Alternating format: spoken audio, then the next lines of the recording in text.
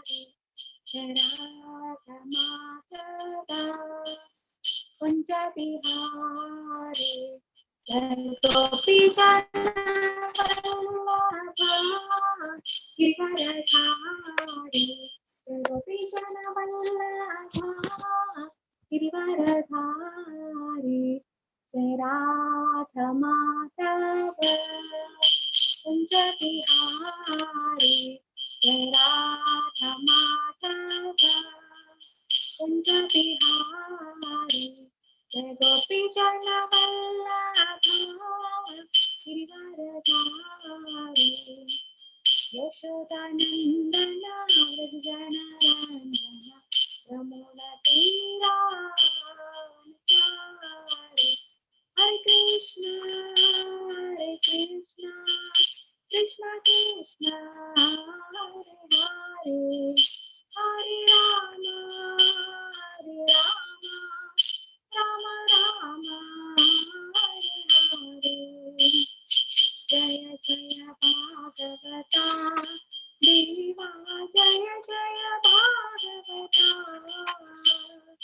Jaya Jaya Radha Krishna Swarupa Jaya Jaya Bhagavata Deva Jaya Jaya Bhagavata.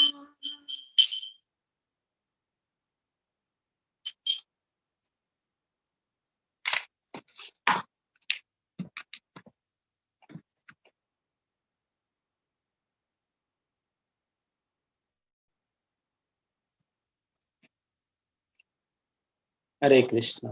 Sri Radha Govindamandiri Mangalurinte Srimad Bhagavatam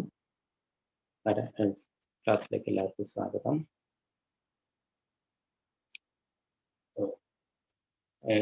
ISKCON Mangaluru ഇംഗ്ലീഷിലും ഹിന്ദിയിലും മറ്റുള്ള ഭാഷകളിലൊക്കെ ശ്രീമദ് ഭാഗവതം എടുക്കുന്നുണ്ട്. കുറേയായി നമ്മൾ മലയാളത്തിലും എടുക്കണമെന്ന് ആഗ്രഹിച്ചിരുന്നു. അപ്പോൾ നാമനിഷ്ഠദാസ് പ്രഭുജിയുടെയും ചില ഗുരുമഹാരാജിന്റെയും പ്രഭുപാദരുടെയൊക്കെ കാര്യം കൊണ്ട് ഇന്നൊരു വിശേഷ ദിവസമാണല്ലേ, അക്ഷയ തൃതീയ. മുതൽ നമുക്ക് ശ്രീമദ് ഭാഗവതം പതുക്കെ പതുക്കെ പഠിച്ചു തുടങ്ങാം. എനിക്ക് യാതൊരു യോഗ്യതയുമില്ല, എങ്കിലും ശ്രീല പ്രഭുപാദരും ഗുരു മഹാരാജിന്റെ ഒക്കെ കാരുണ്യം കൊണ്ട് നമുക്ക് എന്തെങ്കിലും കുറച്ചെങ്കിലും അല്പമെങ്കിലും നമുക്ക് ശ്രീമദ് ഭാഗവതത്തിലെ കാര്യങ്ങൾ മനസ്സിലാക്കാനായിട്ട് ശ്രമിക്കാം. ശ്രീമദ് ഭാഗവതം എന്ന് പറയുന്നത് സാക്ഷാൽ ഭഗവാൻ തന്നെയാണ് അല്ലെ. ഭഗവാൻ പല രൂപത്തിലും അവതരിച്ചിട്ടുണ്ട് അല്ലെ. ഗോവർദ്ധന പർവ്വതമായിട്ട് അല്ലെ, ദ്രൗപദിക്ക് വസ്ത്രമായിട്ട് അവതരിച്ചവർ, മത്സ്യമായിട്ട്, കൂർമ്മമായിട്ട്, അതൊക്കെ എന്നാൽ ഗ്രന്ഥരൂപത്തില് ഭഗവാന്റെ അവതാരമാണ് ശ്രീമദ് ഭാഗവതം എന്ന് പറയുന്നത്. അതിനെക്കുറിച്ചിട്ട് പത്മപുരാണത്തിൽ പറയുന്നു. അത് ഭഗവാന്റെ ഓരോ സ്കന്ധങ്ങളും 12 സ്കന്ധങ്ങളുണ്ട് ശ്രീമദ് ഭാഗവതത്തിൽ. അത് 12 സ്കന്ധങ്ങളും ഭഗവാന്റെ ഓരോ അംഗങ്ങളായിട്ട് അതിനെക്കുറിച്ചിട്ട് പത്മപുരാണത്തില് പരാമർശിക്കുന്നു.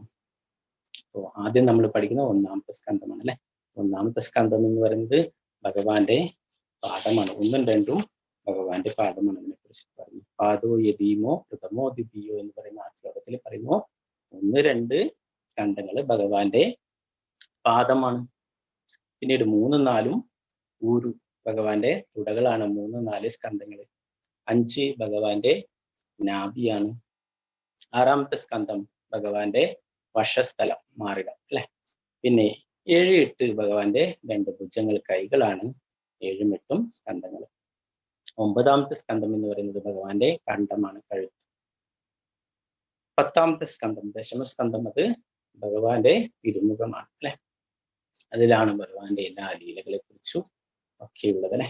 അപ്പൊ നമ്മൾ ഒറ്റയടിക്ക് ദശമസ്കന്ധത്തിലേക്ക് പോകരുതെന്ന് പ്രഭുപാദർ പറയും. നമ്മൾ 9 സ്കന്ധങ്ങളിലൂടെ ഭഗവാനെ കുറിച്ച് മനസ്സിലാക്കിയാൽ മാത്രമേ നമുക്ക് ദശമസ്കന്ധം പൂർണ്ണമായിട്ടും ഗ്രഹിക്കാൻ കഴിയുള്ളൂ എന്ന് പറയും.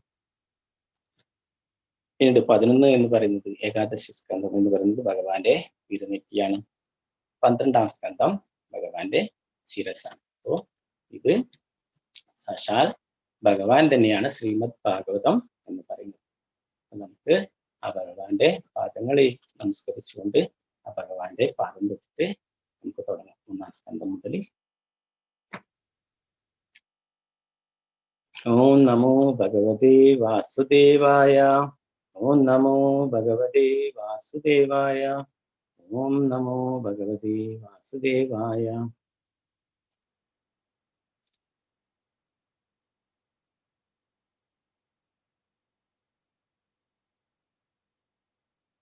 ജന്മാദ്യസ്യ യദോന്വയാദിതരത് ശാസ്ത്രീഷവിഘ്നസ്വരാട് തേനേ ബ്രഹ്മഹൃദായ ആദികവയേ മുഹ്യന്തി യഃ സൂരയാ.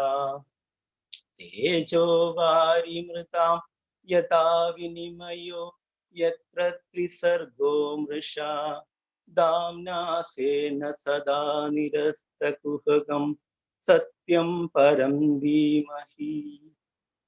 ജന്മാദ്യസ്യ യദോന്വയാദിതരത് ശാസ്താഭിഷഗ്നസ്വരാട് തേനേ ബ്രഹ്മഹൃദായ ആദികവയേ മുഹ്യന്തി യഃ സൂരയാ. തേജോ വാരിമൃതാം യഥാ വിനിമയോ യത്ര ത്രിസർഗോ മൃഷാ ധാമ്നാ സ്വേന സദാ നിരസ്തകുഹകം സത്യം പരം ധീമഹി.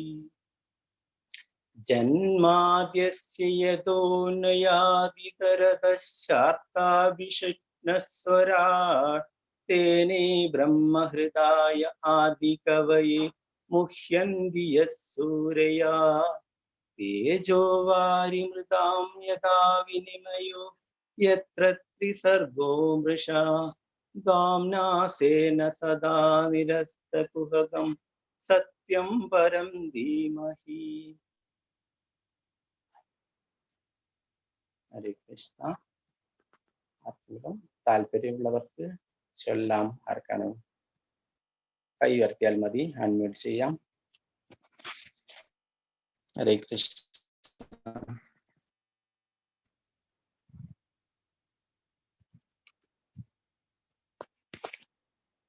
ചൊല്ലിക്കോളൂ ഭാഗവതം. ഓക്കെ, ചൊല്ലിക്കോളൂ പ്രഭു. ഹരേ കൃഷ്ണ.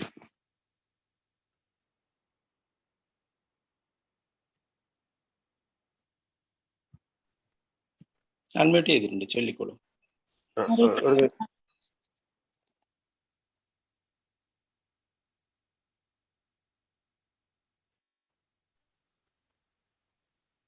ജന്മാദ്യസ്യ ധോന്വയാദിതരതാശ്ചാർത്ഥ വിജ്ഞാസ്വരാട് തേനേ ബ്രഹ്മഹൃദയാ ആദികവയേ മുഹ്യന്തി യഃ സൂരയാ.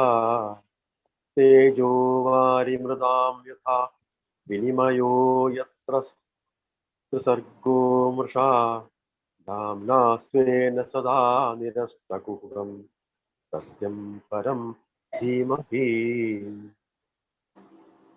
ഹരേ കൃഷ്ണ. അടുത്ത എന്തോ? ഹരേ കൃഷ്ണ.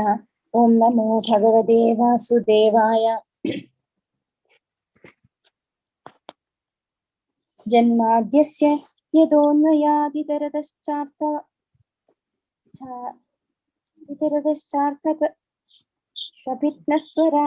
തേനേ ബ്രഹ്മഹൃദായ ആദികവയേ മുഹ്യന്തി യഃ സൂരയഃ. തേജോ വാരിമൃതാം യഥാ വിനിമയോ യത്ര ത്രിസർഗോ മൃഷാ ധാമ്നാ സ്വേന സദാ നിരസ്തകുഹകം സത്യം പരം ധീമഹി. ഹരേ കൃഷ്ണ. ഹരേ കൃഷ്ണ. വേറെ ശാന്തി മത. ഹരേ കൃഷ്ണ, ചൊല്ലിക്കോളൂ. ഹരേ കൃഷ്ണ. അൺമ്യൂട്ട് ചെയ്തോളൂ. ഹരേ കൃഷ്ണ.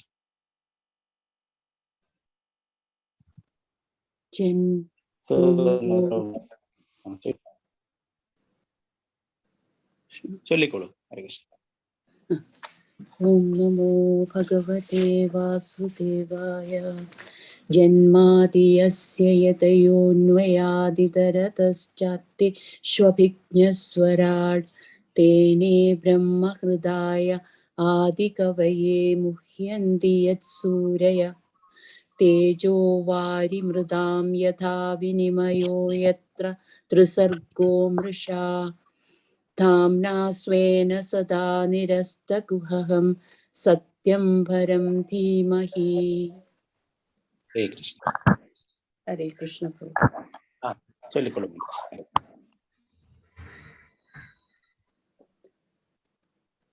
ഹരേ കൃഷ്ണ. സുവർണ്ണ ഹരേ കൃഷ്ണ. ഓം നമോ ഭഗവതേ വാസുദേവായ. ജന്മാദ്യസ്യ യതോന്വയാത് ഹിതരതച്ഛാർത്ഥേഷഭിജ്ഞസ്വരാട് തേനേ ബ്രഹ്മഹൃദായ ആദികവയേ മുഹ്യന്തി യത്സൂരയഃ. തേജോ വാരിമൃതാം യഥാ വിനിമയോ യത്ര ത്രിസർഗോ മൃഷാ. ധാമ്നാ സ്വേന സദാ നിരസ്തകുഹകം സത്യം പരം ധീമഹി. ഹരേ കൃഷ്ണ. ഹരേ കൃഷ്ണ. ഹരേ കൃഷ്ണ.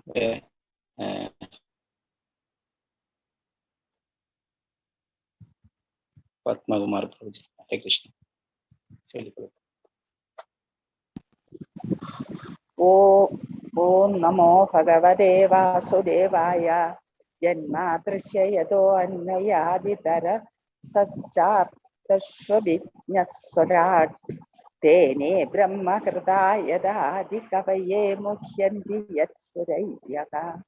തേജോ വാരിമൃതാം യഥാ വിനിമയോ യത്ര ത്രിസർഗോ മൃഷാ.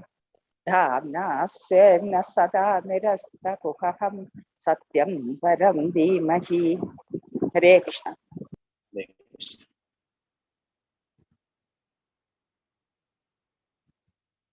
ഹരേ കൃഷ്ണ. അല്ലുണ്ണി മാതാജി ചൊല്ലിക്കൊള്ളുന്നു. ഹരേ കൃഷ്ണ. ഹരേ കൃഷ്ണ. ഓം നമോ ഭഗവതേ വാസുദേവായ. ജന്മാദ്യസ്യ യതോന്വയാദിതരതശ്ചാർത്ഥേഷഭിജ്ഞസ്വരാട് തേനേ ബ്രഹ്മഹൃദായ ആദികവയേ മുഹ്യന്തി യത്സൂരയാ. തേജോ വാരിമൃതാം യഥാ വിനിമയോ യത്ര ത്രിസർഗോ മൃഷാ. ധാമ്നാ സ്വേന സദാ നിരസ്തകുഹകം സത്യം പരം ധീമഹി. ഹരേ കൃഷ്ണ. ഹരേ കൃഷ്ണ. സിന്ധുറാണി മാതാജി, ഹരേ കൃഷ്ണ. ഹരേ കൃഷ്ണ. ഓം നമോ ഭഗവതേ വാസുദേവായ. ജന്മാദ്യസ്യ യതോന്വയാദിതരതശ്ചാർത്ഥേഷഭിജ്ഞസ്വരാട് തേനേ ബ്രഹ്മഹൃദായ ആദികവയേ മുഹ്യന്തി യത്സൂരയഃ. തേജോ വാരിമൃതാം യഥാ വിനിമയോ യത്ര ത്രിസർഗോ മൃഷാ. ധാമ്നാ സ്വേന സദാ നിരസ്തകുഹകം സത്യം പരം ധീമഹി. ഹരേ കൃഷ്ണ. ഹരേ കൃഷ്ണ. വത്സല മാതാജി, വത്സല ഷാജി മാതാജി ചൊല്ലിക്കൊള്ളുന്നു. ഹരേ കൃഷ്ണ. ഓം നമോ ഭഗവതേ വാസുദേവായ. ജന്മാദ്യസ്യ യതോന്വയാദിതരതശ്ചാർത്ഥേഷഭിജ്ഞസ്വരാട് തേനേ ബ്രഹ്മഹൃദായ ആദികവയേ മുഹ്യന്തി യത്സൂരയഃ. തേജോ വാരിമൃതാം യഥാ വിനിമയോ യത്ര ത്രിസർഗോ മൃഷാ. ധാമ്നാ സ്വേന സദാ നിരസ്തകുഹകം സത്യം പരം ധീമഹി. ഹരേ കൃഷ്ണ. ഹരേ കൃഷ്ണ. ഹരേ കൃഷ്ണ. വിദ്യ മാതാജി. ഹരേ കൃഷ്ണ. ഓം നമോ ഭഗവതേ വാസുദേവായ. ജന്മാദ്യസ്യ യതോന്വയാദിതരതശ്ചാർത്ഥേഷഭിജ്ഞസ്വരാട് തേനേ ബ്രഹ്മഹൃദായാദികവയേ മുഹ്യന്തി യത്സൂരയഃ. തേജോ വാരിമൃതാം യഥാ വിനിമയോ യത്ര ത്രിസർഗോ മൃഷാ. ധാമ്നാ സ്വേന സദാ നിരസ്തകുഹകം സത്യം പരം ധീമഹി. ഹരേ കൃഷ്ണ. ഹരേ കൃഷ്ണ. വേറെ ബിന്നി മാതാജി ചൊല്ലിക്കൊള്ളു. ഹരേ കൃഷ്ണ. ഓം നമോ ഭഗവതേ വാസുദേവായ. ജന്മാദ്യസ്യ യതോന്വയാദിതരതശ്ചാർത്ഥേഷഭിജ്ഞസ്വരാട് തേനേ ബ്രഹ്മഹൃദായ ആദികവയേ മുഹ്യന്തി യത്സൂരയഃ. തേജോ വാരിമൃതാം യഥാ വിനിമയോ യത്ര ത്രിസർഗോ മൃഷാ. ധാമ്നാ സ്വേന സദാ നിരസ്തകുഹകം സത്യം പരം ധീമഹി. ഹരേ കൃഷ്ണ. ഹരേ കൃഷ്ണ.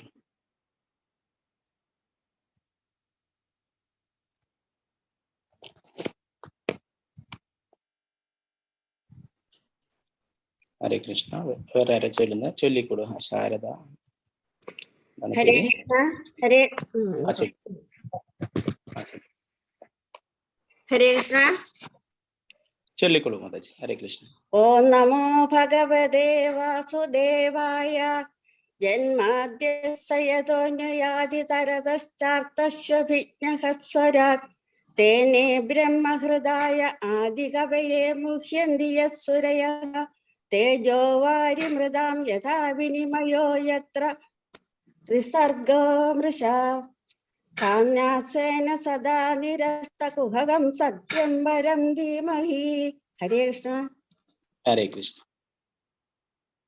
അന്നായിരുന്നു ഹരേ കൃഷ്ണ.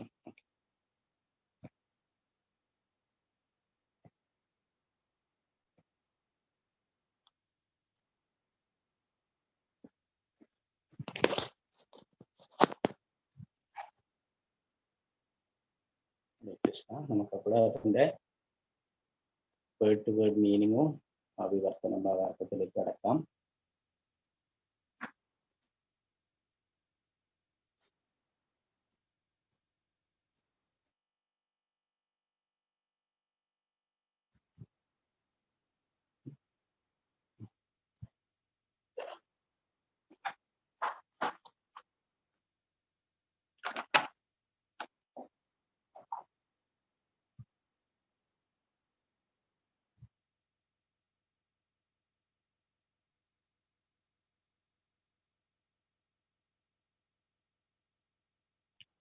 ഓം അല്ലയോ എന്റെ ഭഗവാനെ, നമഃ എന്റെ പ്രണാമം സമർപ്പിക്കുന്നു.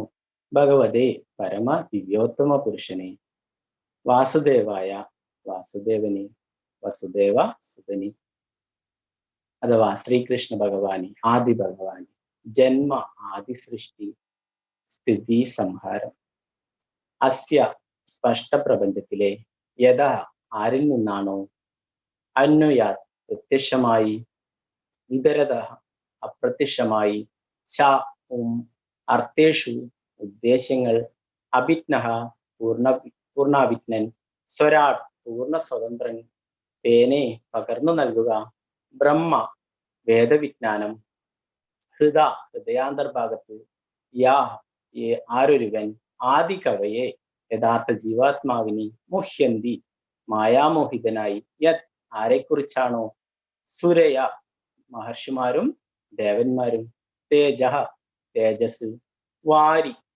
ജലം, മൃദാം പൃഥ്വി, യഥാ വേണ്ടുവോളം, വിനിമയ പ്രവർത്തനങ്ങളും പ്രതിപ്രവർത്തനങ്ങളും, യഥാ അതിന്മേൽ, ത്രിസർഗ സൃഷ്ടിയുടെ ത്രിഗുണങ്ങൾ, അമൃഷ ഏതാണ്ട് യഥാർത്ഥം, ദാംന സർവ അതീന്ദ്രിയ പരിചിതങ്ങളോടുകൂടി, സ്വേന സ്വയം പര്യാപ്തനായി, സദാ സദാ, നിരസ്ത അഭാവത്താൽ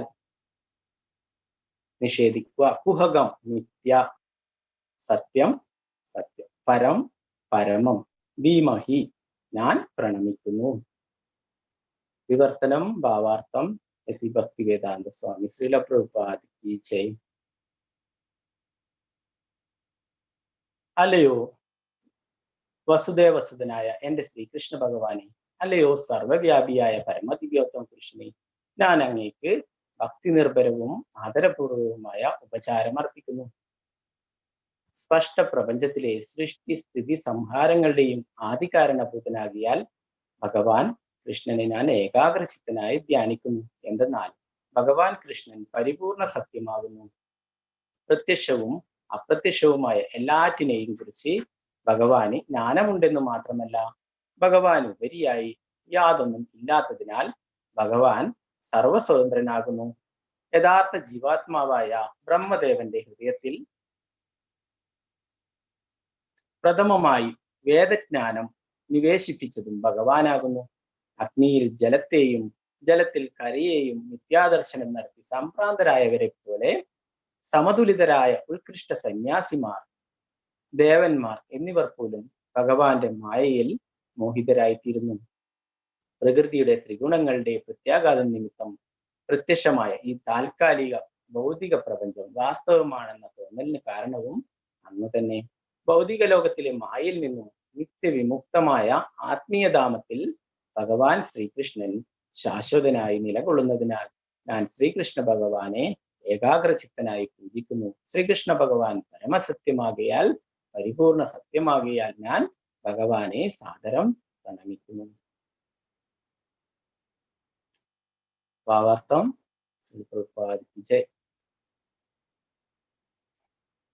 ഭാവാർത്ഥം ആർക്കാണ് വായിക്കാൻ താല്പര്യമുള്ളവർക്ക് കൈ ഉയർത്താം, അൺമ്യൂട്ട് ചെയ്യാം.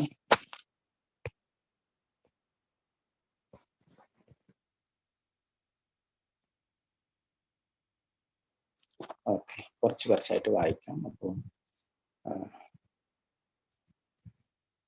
അൺമ്യൂട്ട് ചെയ്തിട്ടുണ്ട്. ശാന്തി മാതാ വായിച്ചു. ഹരേ കൃഷ്ണ. കാണാലോ സ്ക്രീനിൽ.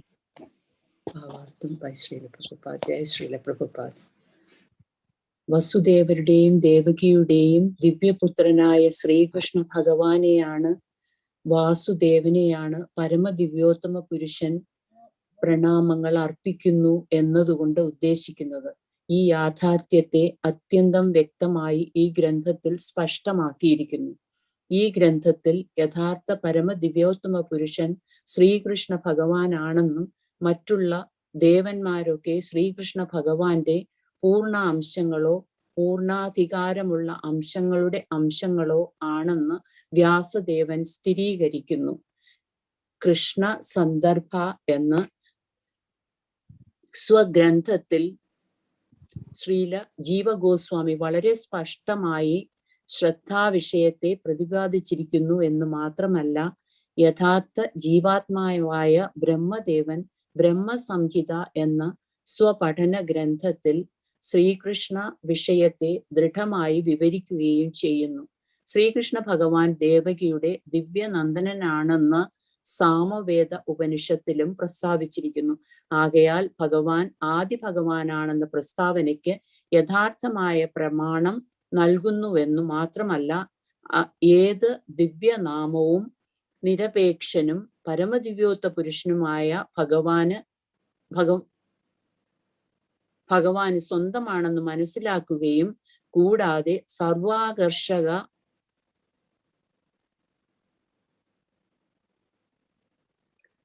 സർവാകർഷകൻ എന്ന അർത്ഥം വരുന്ന കൃഷ്ണ എന്ന പദത്താൽ ആ നാമത്തെ നിശ്ചയമായും ആവിഷ്കരിക്കുകയും ചെയ്യണം. ഭഗവത്ഗീതയിൽ നിരവധിയിടങ്ങളിൽ ഭഗവാൻ പരമോ ദിവ്യോത്തമ പുരുഷനാണെന്ന് സ്വയം ദൃഢമായി പ്രഖ്യാപിച്ചിരിക്കുന്നുവെന്ന് മാത്രമല്ല, നാരദൻ, വ്യാസൻ തുടങ്ങി അനേക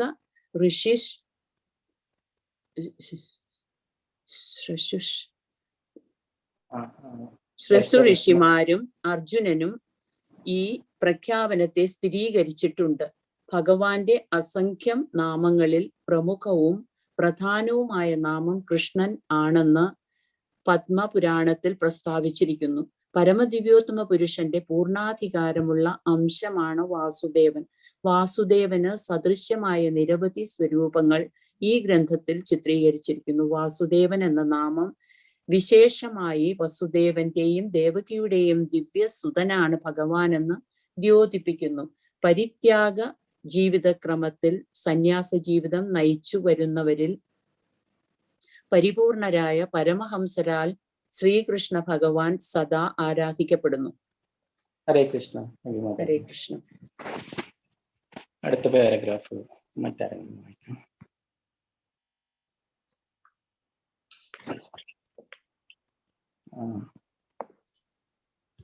ഹരേ കൃഷ്ണ. സുധീന്ദ്രനാഥ്. ഹരേ കൃഷ്ണ. ഹരേ കൃഷ്ണ. സർവകാരണങ്ങളുടെയും പരമകാരണം വാസുദേവൻ അഥവാ ശ്രീകൃഷ്ണ ഭഗവാനാണ്. പ്രത്യക്ഷമായ സർവ്വതും ഭഗവാനിൽ നിന്നും ഉത്ഭവിച്ചതാണ്. അത് എപ്രകാരമെന്ന് ശ്രീമദ് ഭാഗവതത്തിൻ വരും അധ്യായങ്ങളിൽ വിശദമാക്കിയിരിക്കുന്നു. പരമദിവ്യോത്തമ പുരുഷനായ ശ്രീകൃഷ്ണ ഭഗവാന്റെ അതീന്ദ്രിയ കഥാകഥനങ്ങൾ ഉൾക്കൊള്ളുന്നതാകയാൽ ശ്രീമദ് ഭാഗവത്തെ ശ്രീ ചൈതന്യ മഹാപ്രഭു പരിപൂർണവും കുറ്റമറ്റതുമായ പുരാണമായി വിശേഷിപ്പിച്ചിരിക്കുന്നു. ശ്രീമദ് ഭാഗവത ചരിത്രവും അത്യന്തം മഹാത്മ്യമുള്ളതാണ്. അതീന്ദ്രിയ വിജ്ഞാനത്തിൽ പക്വത ആർജിച്ച ശേഷം തൻ്റെ ആത്മീയാചാര്യനായ ശ്രീ നാരദ ആചാര്യനായ ശ്രീ നാരദന്റെ നിർദ്ദേശാനുസരണം ശ്രീ വ്യാസദേവനാൽ രചിക്കപ്പെട്ടതാണ് ശ്രീമദ് ഭാഗവതം. ചതുർവേദങ്ങൾ ഉൾപ്പെടെയുള്ള സർവവേദ സാഹിത്യങ്ങൾ, വേദാന്ത സൂത്രങ്ങൾ, ബ്രഹ്മസൂത്രങ്ങൾ, പുരാണങ്ങൾ, മഹാഭാരതം തുടങ്ങി ഒട്ടനവധി ഗ്രന്ഥങ്ങൾ ശ്രീ വ്യാസദേവനാൽ രചിക്കപ്പെട്ടവയാണ്. എന്നിട്ടും സംതൃപ്തനാകാതെ വ്യാസദേവനെ അസംതൃപ്തി ദർശിച്ച ആത്മീയ ആചാര്യനായ ശ്രീ നാരദൻ ശ്രീകൃഷ്ണ ഭഗവാന്റെ അതീന്ദ്രിയ ലീലകളെക്കുറിച്ച് വർണ്ണിക്കുവാൻ വ്യാസദേവനോട് നിർദ്ദേശിച്ചു. ശ്രീമദ് ഭാഗവതത്തിന്റെ ദശമസ്കന്ധത്തിൽ ഈ അതീന്ദ്രിയ ലീലകളെക്കുറിച്ച് വർണ്ണിക്കുവാൻ വ്യാസദേവനോട് നിർദ്ദേശിച്ചു. ശ്രീമദ് ഭാഗവതത്തിന്റെ ദശമസ്കന്ധത്തിൽ അതീന്ദ്രിയ ലീലാവർണ്ണം വിശേഷമായി വിശദീകരിച്ചിരിക്കുന്നു. എന്നാൽ സുവിശദമായി ഓരോരോ സ്കന്ധ അധ്യയനം മുഖേന മാത്രമേ ഒരാൾക്ക് ദശമസ്കന്ധത്തിന്റെ കൃത്യമായ സാരാംശം ഗ്രഹിക്കുവാൻ സാധ്യമാകുകയുള്ളൂ. ഹരേ കൃഷ്ണ. താങ്ക് യു പ്രഭു.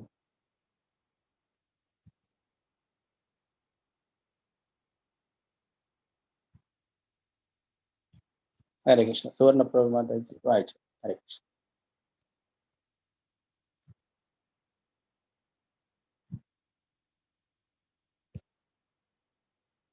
ഹരേ കൃഷ്ണ. അൺമ്യൂട്ട് ചെയ്തില്ല, മറന്നുപോയി. ഹരേ കൃഷ്ണ.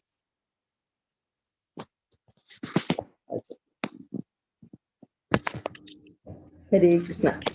സൃഷ്ടിയുടെ പ്രഭവ കേന്ദ്രം എന്തെന്നറിയുവാനുള്ള വാഞ്ച ഒരു ദാർശനിക മനസ്സിനുണ്ടാവുക സ്വാഭാവികമാണ്. നിശയിൽ നഭസിൽ നക്ഷത്രങ്ങളെ ദർശിക്കുന്ന ദാർശനികൻ അവിടുത്തെ നിവാസികളെ കുറിച്ച് സ്വാഭാവികമായി ഊഹാപോഹങ്ങൾ നടത്തുന്നു. മൃഗങ്ങളുടേതിനേക്കാൾ ഉന്നത അവബോധമുള്ളവരാകയാൽ അത്തരം അന്വേഷണങ്ങൾ മനുഷ്യ സഹജമാണ്. അത്തരം അന്വേഷണങ്ങൾ ശ്രീമദ് ഭാഗവത രചയിതാവ് ശ്രീകൃഷ്ണ ഭഗവാൻ സമസ്ത സൃഷ്ടിയുടെയും സ്രോതസ്സാണെന്ന് ഊന്നി പ്രസ്താവിക്കുന്നു. ശ്രീകൃഷ്ണൻ പ്രപഞ്ച സൃഷ്ടാവ് മാത്രമല്ല, സംഹാരകനുമാകുന്നു. ഭഗവത് ഇച്ഛാനുസരണം ഒരു പ്രത്യേക കാലയളവിലേക്കായി മാത്രമാണ് ഈ വിശ്വപ്രപഞ്ചം സൃഷ്ടിക്കപ്പെട്ടിരിക്കുന്നത്. കുറെ കാലത്തേക്ക് ഈ പ്രപഞ്ചം നിലനിർത്തപ്പെടുന്നു. അനന്തരം ഭഗവത് ഇച്ഛാനുസൃതം ഉന്മൂലനം ചെയ്യപ്പെടുന്നു. ആകയാൽ സർവ വിശ്വകർമ്മങ്ങളും പരമേച്ഛയ്ക്ക് വിധേയമാണ്. സൃഷ്ടാവിൽ വിശ്വാസമില്ലാത്ത അല്പജ്ഞാനികളായ നാസ്തികർ എല്ലാ വിഭാഗങ്ങളിലും നിശ്ചയമായും ഉണ്ട്. ദൃഷ്ടാന്തമായി ആധുനിക ശാസ്ത്രജ്ഞന്മാർ കൃത്രിമ ഉപഗ്രഹങ്ങൾ നിർമ്മിച്ച് സാങ്കേതിക വിദ്യയുടെ സഹായത്തോടെ അനേക മൈലുകൾ അകലെയുള്ള ബാഹ്യാന്തരീക്ഷത്തിൽ അല്പകാലത്തേക്ക് തങ്ങളുടെ നിയന്ത്രണത്തിൽ വിക്ഷേപിക്കുന്നു. അതേപോലെ അസംഖ്യം നക്ഷത്രങ്ങളും ഗ്രഹങ്ങളും അടങ്ങിയ സമസ്ത പ്രപഞ്ചത്തെയും പരമദിവ്യോത്തമ പുരുഷൻ സ്വശക്തിയാൽ നിയന്ത്രിക്കുന്നു. അടുത്ത പാരഗ്രാഫ് വായിക്കണം പൂജി. വേറെ ആര് കയ്യർത്തിട്ടില്ല? അവർക്ക് ചാൻസ് കൊടുക്കാമോ? ഓക്കെ. കൃഷ്ണ. വേറെ സിന്ധുറാണി മാതാജി. ഹരേ കൃഷ്ണ. വായിച്ചോളൂ മാതാജി. ഹരേ കൃഷ്ണ. ഹരേ കൃഷ്ണ. സർവജീവ വ്യക്തിത്വങ്ങളിലെ മുഖ്യ പ്രധാനി പരമസത്യമായ പരമദിവ്യോത്തമ പുരുഷനാണെന്ന് വേദസാഹിത്യങ്ങളിൽ പ്രസ്താവിച്ചിരിക്കുന്നു. പ്രഥമ ജീവാത്മാവായ ബ്രഹ്മദേവൻ മുതൽ നിസ്സാരനായ ഉറുമ്പ് വരെ സമസ്തവും വ്യക്തിഗത ജീവാത്മാക്കളാകുന്നു. ബ്രഹ്മന് ഉപരിയായിട്ടുള്ള മറ്റ് ജീവാത്മാക്കൾക്കും വ്യക്തിഗത ശക്തികൾ ഉണ്ടെന്ന് മാത്രമല്ല, പരമദിവ്യോത്തമ പുരുഷനും അതുപോലുള്ളൊരു ആത്മാവാണ്. മറ്റ് ജീവാത്മാക്കളെ പോലെ പരമദിവ്യോത്തമ പുരുഷനും വ്യക്തിഗത ആത്മാവാകുന്നു, പരമജീവാത്മാവ്. എന്നാൽ പരമപുരുഷൻ അഥവാ പരമജീവസത്തയ്ക്ക് ഉത്കൃഷ്ടമായ പരമബുദ്ധിയും സർവവിധങ്ങളായ നിരവധി അതിഗംഭീര ദുർജ്ഞേയ ശക്തികളുമുണ്ട്. മനുഷ്യബുദ്ധിക്ക് കൃത്രിമ ഉപഗ്രഹ നിർമ്മാണം സാധ്യമെങ്കിൽ മാനവധിഷണയ്ക്ക് അതീതവും സർവോത്കൃഷ്ടവുമായ പ്രജ്ഞയ്ക്ക് അതേപോലെ സർവാതിശയങ്ങളായ അസംഖ്യം വസ്തുക്കൾ സൃഷ്ടിക്കുവാൻ സാധ്യമാണെന്ന് നമുക്ക് അനായാസേന സങ്കല്പിക്കാൻ സാധ്യമാകും. സാമാന്യ ബുദ്ധിയുള്ള ഒരു വ്യക്തി ഈ വാദത്തെ അനായാസം അംഗീകരിക്കും. എന്നാൽ നിർബന്ധ ബുദ്ധികളായ ചില നാസ്തികർ ഇതിനോടൊരിക്കലും യോജിക്കില്ല. എങ്ങനെയൊക്കെ ആയാലും ശ്രീല വ്യാസദേവൻ പരമപ്രജ്ഞയെ തക്ഷണം തന്നെ പരമേശ്വരനായി അംഗീകരിച്ചു. അഥവാ പരമേശ്വരൻ അഥവാ പരമ ദിവ്യോത്തമ പുരുഷൻ എന്ന അഭിസംബോധന ചെയ്തുകൊണ്ട് ആ പരമപ്രജ്ഞയെ ശ്രീല വ്യാസദേവൻ സാദരം പ്രണമിച്ചു. ശ്രീകൃഷ്ണ ഭഗവാൻ തന്നെയാണ് പരമേശ്വരൻ എന്ന ഭഗവത്ഗീതയും വ്യാസദേവനാൽ പ്രദാനം ചെയ്യപ്പെട്ട മറ്റു വേദസാഹിത്യങ്ങളും വിശേഷിച്ച് ശ്രീമദ് ഭാഗവതവും ഉദ്ബോധിപ്പിക്കുന്നു. ഭഗവാൻ അതീതമായി യാതൊരു പരമതത്വവുമില്ലെന്ന് ഭഗവത്ഗീതയിൽ സ്വയം ഭഗവാൻ ഉദ്ഘോഷിക്കുന്നു. ആകയാൽ പരമതത്വമാകുന്ന ശ്രീകൃഷ്ണനെ ശ്രീ വ്യാസദേവൻ തൽക്ഷണം ആരാധിക്കുന്നു. പരമതത്വമാകുന്ന ശ്രീകൃഷ്ണ ലീലാചരിതങ്ങളാണ് ദശമസ്കന്ധ പ്രതിപാദ്യ വിഷയം. ഹരേ കൃഷ്ണ.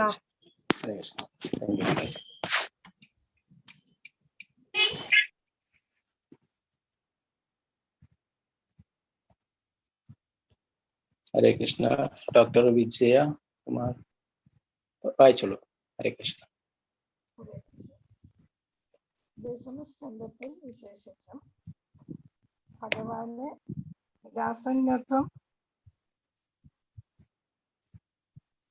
സ്ക്രീൻ കാണാൻ പറ്റില്ലേ?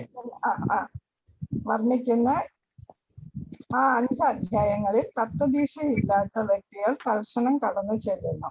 ശ്രീമദ് ഭാഗവതം എന്ന മഹാഗ്രന്ഥത്തിന്റെ അത്യന്ത നിഗൂഢവും അതിരഹസ്യവുമായ ഭാഗമാണത്.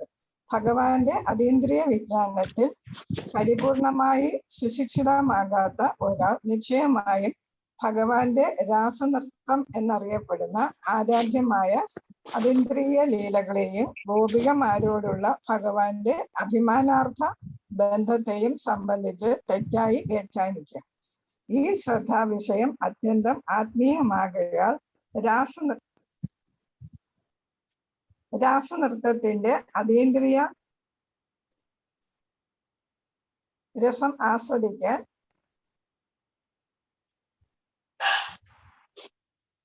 പരമഹംസാവസ്ഥ ക്രമേണ പ്രാപ്തമാക്കിയ ഒരു മുക്താത്മാവിനാൽ മാത്രമേ ക്രമേണ വളർത്തിയെടുക്കുന്നതിനുള്ള മാത്രമേ സാധ്യമാവുകയുള്ളൂ. ആകയാൽ ഭഗവത് ലീലകളുടെ അന്തസത്ത യഥാർത്ഥമായി ആസ്വദിക്കുന്നതിന് മുമ്പ് ആത്മീയ സാക്ഷാത്കാരം ക്രമേണ വളർത്തിയെടുക്കുന്നതിനുള്ള ഒരു സുവർണ അവസരം ശ്രീ വ്യാസദേവൻ പഠിതാവിന് പ്രദാനം ചെയ്യുന്നു. ആകയാൽ അദ്ദേഹം മനഃപൂർവ്വം ഗായത്രി മന്ത്രം ധീമഹി പ്രാർത്ഥനാ രൂപത്തിൽ അഭിസംബോധന ചെയ്തിരിക്കുന്നു. ഈ ഗായത്രി മന്ത്രം ആത്മീയ പുരോഗതി ആർജിച്ചവരെ ഉദ്ദേശിച്ചിട്ടുള്ളതാകുന്നു. ഗായത്രി മന്ത്രം ജപിക്കുന്നതിൽ കൃതാർത്ഥരായവർക്ക് ഭഗവാന്റെ അതീന്ദ്രിയ അവസ്ഥയിലേക്ക് എത്തിപ്പെടാൻ സാധ്യമാകുന്നു. ആകയാൽ ഗായത്രി മന്ത്രം വിജയകരമായി ജപിക്കുന്നതിന് ഒരാൾ ബ്രാഹ്മണീയ ഗുണങ്ങൾ നിശ്ചയമായും പ്രാപ്തമായിരിക്കണം. അഥവാ അനന്തരം ഭഗവാന്റെ നാമരൂപ ഗുണങ്ങളൊക്കെ അതീന്ദ്രിയമായി ഗ്രഹിക്കുന്ന അവസ്ഥ ആർജിക്കുന്നു. നമുക്ക് ഹരേ കൃഷ്ണ മാതാജി. വേറെ ചാൻസ്.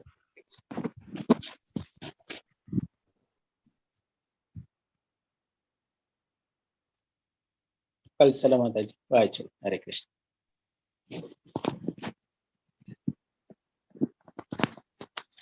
നമുക്ക് അനുഭവവേദ്യമായ വിശ്വപ്രപഞ്ചം സൃഷ്ടിക്കപ്പെട്ട ഭഗവാന്റെ ബാഹ്യശക്തിയിൽ നിന്നും തികച്ചും വ്യത്യസ്തമായ ഭഗവത് ആന്തരിക ശക്തിയുടെ സൃഷ്ടിയായ സ്വരൂപ ആഖ്യാനങ്ങളാണ് ശ്രീമദ് ഭാഗവതം. ശ്രീല വ്യാസദേവൻ ഇരു ശക്തികളും തമ്മിലുള്ള ഭേദം ഈ ശ്ലോകത്തിൽ സ്പഷ്ടമായി വിശദീകരിക്കുന്നു.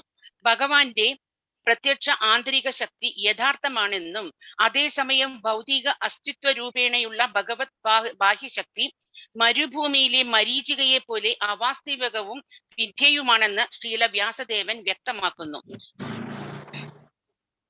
മരുഭൂമിയിലെ മരീചികയിൽ ജലമുണ്ടെന്ന പ്രതീതി വാസ്തവത്തിൽ തോന്നൽ മാത്രമാണ്. യഥാർത്ഥ ജലം മറ്റെവിടെയോ ആണ്. അതേപോലെ പ്രത്യക്ഷ വിശ്വസൃഷ്ടി യഥാർത്ഥമായി അനുഭവവേദ്യമാകുന്നുവെങ്കിലും വാസ്തവത്തിൽ ആത്മീയ ലോകത്തിന്റെ ഒരു പ്രതിഫലനം അഥവാ ഛായ മാത്രമാണ് അത്. നിരപേക്ഷ സത്യം കുടികൊള്ളുന്നത് ആത്മീയ ലോകത്താണ്, അല്ലാതെ ഭൗതിക ലോകത്തല്ല. ഭൗതിക ലോകത്ത് സർവ്വതും ആപേക്ഷിക സത്യമാകുന്നു, അതായത് പരസ്പരം ആശ്രയിച്ച് നിലനിൽക്കുന്നു. ഒരു സത്യം മറ്റൊന്നിനെ ആശ്രയിച്ചിരിക്കുന്നുവെന്ന് പറയാം. ഭൗതിക പ്രകൃതിയുടെ ത്രിഗുണ സങ്കലനങ്ങളുടെ പരിണത ഫലമാണ് ഈ വിശ്വസൃഷ്ടി. മാത്രവുമല്ല ബ്രഹ്മാവ്, ഇന്ദ്രൻ, ചന്ദ്രൻ തുടങ്ങി ഉന്നത ദേവന്മാരുൾപ്പെടെ അസംഖ്യം ജീവിവർഗങ്ങളിൽ ജന്മമെടുത്ത പരിതാത്മാക്കളുടെ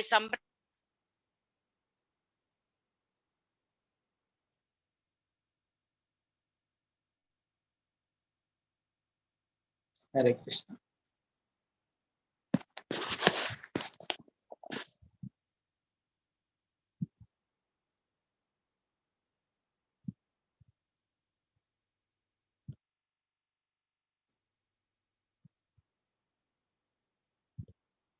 ഇനി മാതാജി വായിച്ചോളൂ. ഹരേ കൃഷ്ണ. ലെഫ്റ്റ് ആയിക്കോട്ടെ, നെറ്റ്വർക്ക് പ്രശ്നം. ഹരേ കൃഷ്ണ പ്രഭുജി. അടുത്ത പാരഗ്രാഫ് വായിച്ചാൽ മതിയോ പ്രഭുജി? ഇവിടുന്ന് തുടങ്ങിക്കോളൂ മാതാജി. ഇവിടുന്ന് ഭൗതിക ലോകത്ത് സർവ്വതും ജന്മം ഇവിടെ ബ്രഹ്മാവ്, ഇന്ദ്രൻ, ചന്ദ്രൻ തുടങ്ങി ഉന്നത ദേവന്മാരുൾപ്പെടെ അസംഖ്യം ജീവിവർഗങ്ങളിൽ ജന്മമെടുത്ത പതിതാത്മാക്കളുടെ സംഭ്രാന്ത മനസ്സുകളെ യഥാർത്ഥ്യമെന്ന മിഥ്യയിൽ നിലനിർത്തക്ക വിധമാണ് ഈ അസ്ഥിരമായ പ്രപഞ്ചം സൃഷ്ടിച്ചിരിക്കുന്നത്. സ്പഷ്ട പ്രപഞ്ചത്തിൽ യഥാർത്ഥ്യമായി യാതൊന്നും ഇല്ലെന്നതാണ് വാസ്തവം. പരമദിവ്യോത്തമ പുരുഷൻ പരിച്ഛദങ്ങളോടുകൂടി അശാശ്വതനായി വിരാജിക്കുകയാൽ ആത്മീയധാമത്തിൽ അകൃത്രിമ യാഥാർത്ഥ്യം സ്ഥിതി ചെയ്യുകയാൽ ഭൗതിക ലോകം വാസ്തവികമായി അനുഭവപ്പെടുന്നു. സങ്കീർണമായ നിർമ്മാണത്തിൽ മുഖ്യ നിർമ്മാതാവ് എഞ്ചിനീയർ നേരിട്ട് ഏർപ്പെടുന്നില്ലെങ്കിലും തന്റെ നിർദ്ദേശത്താൽ നിർവഹിക്കപ്പെടുന്ന സർവ്വതിനെയും ഓരോ കോണിനെ കുറിച്ചുള്ള അറിവ് അദ്ദേഹത്തിനുമുണ്ട്. നിർമ്മാണത്തിന്റെ പ്രത്യക്ഷവും പരോക്ഷവുമായ സമസ്ത മേഖലകളെ കുറിച്ചുള്ള നല്ല ജ്ഞാനം അദ്ദേഹത്തിനുണ്ട്. അതേപോലെ ഈ വിശ്വപ്രപഞ്ചത്തിന്റെ പരമസൃഷ്ടാവായ എഞ്ചിനീയറായ പരമദിവ്യോത്തമ പുരുഷന് ദേവന്മാരാൽ നിർവഹിക്കപ്പെടുന്ന സമസ്ത സംഗതികളുടെയും അപ്രധാന കാര്യങ്ങളെ കുറിച്ച് പോലും പൂർണ്ണ ജ്ഞാനമുണ്ട്. ഈ ഭൗതിക സൃഷ്ടിയിൽ ബ്രഹ്മാവ് മുതൽ നിസാര ഉറുമ്പ് വരെ ആരും തന്നെ സ്വതന്ത്രരല്ല. ഭഗവതകരങ്ങൾ എവിടെയും ദർശിക്കാം. സർവ ഭൗതിക വസ്തുക്കളെയും ആത്മീയ സ്ഫുലിംഗങ്ങളും ഭഗവാനിൽ നിന്നും മാത്രം ഉത്ഭവിക്കുന്നു. ഈ ഭൗതിക ലോകത്തെ സൃഷ്ടിക്കപ്പെട്ടതൊക്കെയും അത് എന്തു തന്നെ ആയാലും നിരപേക്ഷ സത്യവും പരമദിവ്യോത്തമ പുരുഷനുമായ ശ്രീകൃഷ്ണ ഭഗവാനിൽ നിന്നും ഉദ്ഭവിക്കുന്ന ഇരുശക്തികളായ ഭൗതിക ആത്മീയ ശക്തികളുടെ പരസ്പര പ്രവർത്തന ഫലമാണ്.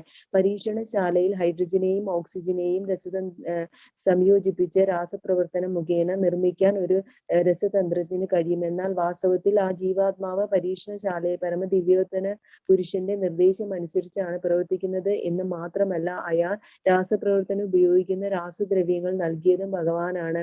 പ്രത്യക്ഷവും പരോക്ഷവുമായ സർവ്വതിനെയും കുറിച്ച് അദ്ദേഹത്തിന് ജ്ഞാനമുണ്ടെന്ന് മാത്രമല്ല, സർവ്വ സൂക്ഷ്മ വിശദാംശങ്ങളെ കുറിച്ചും പൂർണ്ണാഭിജ്ഞനും സർവ്വസ്വതന്ത്രനുമാണ് ഭഗവാൻ.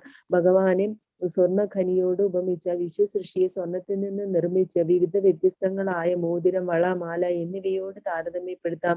സ്വർണ്ണ ഖനിയും സ്വർണ്ണ ആഹാരവും ഒക്കെ ഗുണകരമായി സ്വർണ്ണ ഖനിയിലെ സ്വർണവുമായി ഭിന്നമല്ലെങ്കിലും പരിമാണത്തിൽ ഭിന്നമാണ്. ആകയാൽ നിരപേക്ഷ സത്യം ഒരേ സമയം ഏകവും വിഭിന്നവുമാകുന്നു. നിരപേക്ഷ സത്യത്തിന് സമതുലിതമായി യാതൊന്നുമില്ല.